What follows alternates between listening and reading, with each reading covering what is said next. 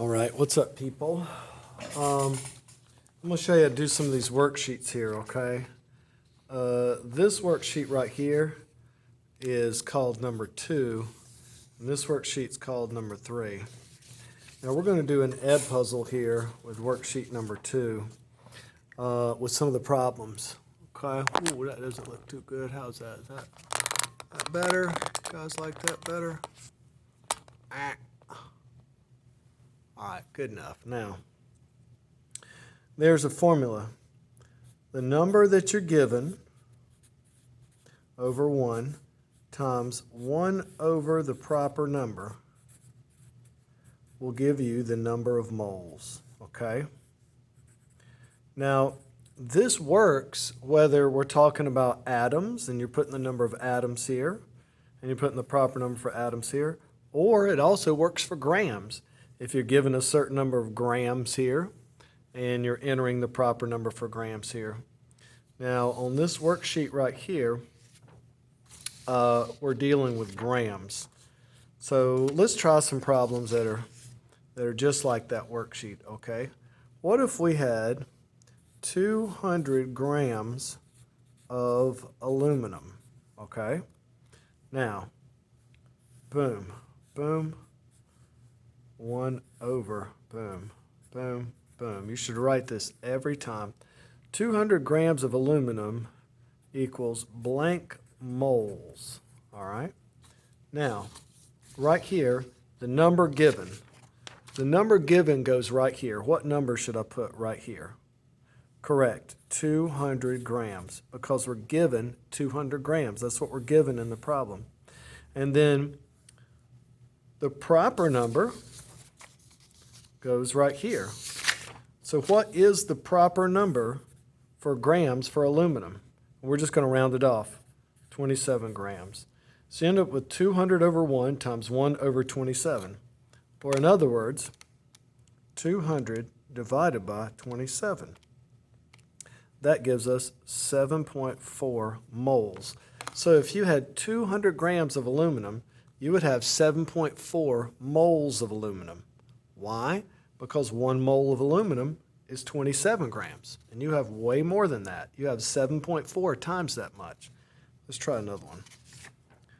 What if I had 199 grams of calcium chloride? That will be equal to how many moles? Okay, boom, over 1 times 1 over boom equals blank moles. All right, no big deal.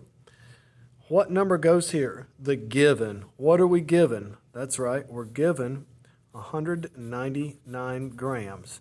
Now, what is the proper number for 1 mole of calcium chloride?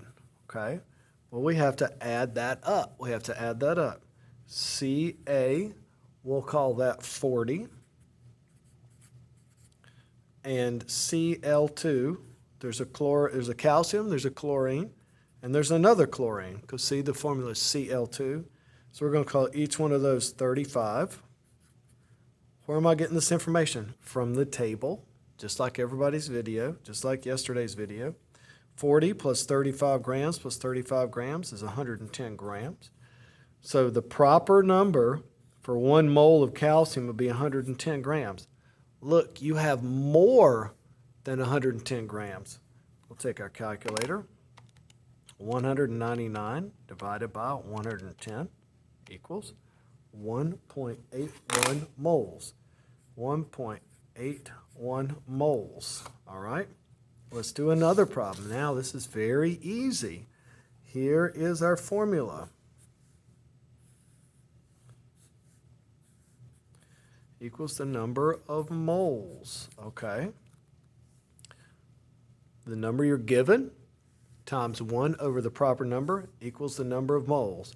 What if we had 313 grams of sodium hydroxide? How many moles of sodium hydroxide would we have? Okay, I'm just going to wait now for you to give me this answer. What is the answer that goes here? Okay, let's see if you got it right. We're given 313 grams. Sodium hydroxide would be 23 plus 16 plus 1. That would be 40 grams. 313 grams, so we have much more than a mole. 313 divided by 40. You would have 7.8 moles of sodium hydroxide if you had 313 grams. Let's do one more. We'll call it an Ed puzzle. What if you had 1,374 grams of zinc chloride? How many moles would you have? That's the number you're given over the number 1 times 1 over the proper number. All right? I'm going to wait for you to tell me the answer right there, okay? See if you got it right. 1,374 grams of zinc chloride. Zinc chloride, how much would 1 mole of that weigh? Zinc, we look it up, is 65. Chlorine, there's 2 chlorines, so it's going to be 35 plus 35. I'm just rounding these off. I'm trying to make it as easy as possible. So that's 135 grams. 1,374 grams times 1 over 135. 1374 divided by 135 equals 10.2 moles. 10.2 moles. That is the end of the first Ed puzzle.